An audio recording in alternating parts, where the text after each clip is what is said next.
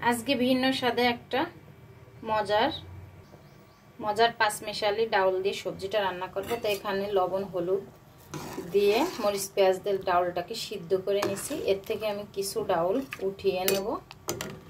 কিছু ডাউল পাটিতে এখানে উঠিয়ে নিলাম। এখানে গরম পানি দিয়েছি, এর ভিতরে সবজিগুলো সিদ্ধ করতে দেব। পেঁপে, কাঁচকলা, আলু, কাঁঠালের বিচি সিদ্ধ করতে দিয়ে দিলাম। বেগুনটা লাস্টের দিকে একটু ভাপ দেব। এখানে সবজিটাকে হালকা একটু 5 মিনিটের মতো ভাপ দিয়ে নিয়েছি। এখন এই যে কষালা পানিগুলো ফেলে দিয়ে সুন্দর করে সবজিগুলো কেটে নেব। 250 গ্রামের মতো পেঁয়াজ, 10-15টা কাঁচামরিচ, 10-15টা শুকনো মরিচ, 6-7টা রসুন দিয়ে ভালো করে একটু লাল করে ভেজে নিলাম। মরিচ পেঁয়াজটার সাথে 1 চামচ গোটা জিরে দিয়ে একটু ভেজে নিলাম লাল করে। 1 চামচ ভাজা ধনে জিরের গুঁড়ো দিয়ে দিলাম। হালকা একটু পানি দিয়ে কষিয়ে নেব। পরিমাণ মতো লবণ দিয়ে দিলাম। 1 চামচের মতো হলুদ দিয়ে দিলাম। এখন এর ভিতরে সিদ্ধ কাঁঠালের আঁটি, আলু দিয়ে দিলাম। সবজি কটাকে কেটে সুন্দর করে রেখে দিয়েছিলাম।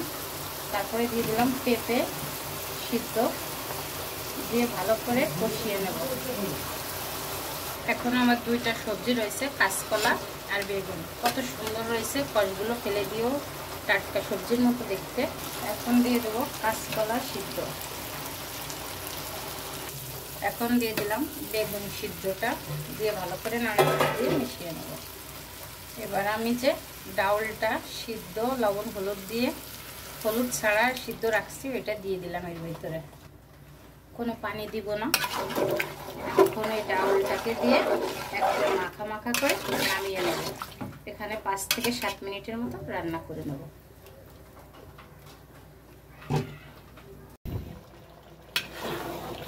পাঁচ থেকে 7 মিনিটের মতো রান্না করে নিয়ে নিচ্ছি।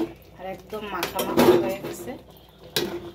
খুব সুন্দর একটা কালারও আসছে, মাখা মাখা হয়ে গেছে, খুবই লোভনীয়।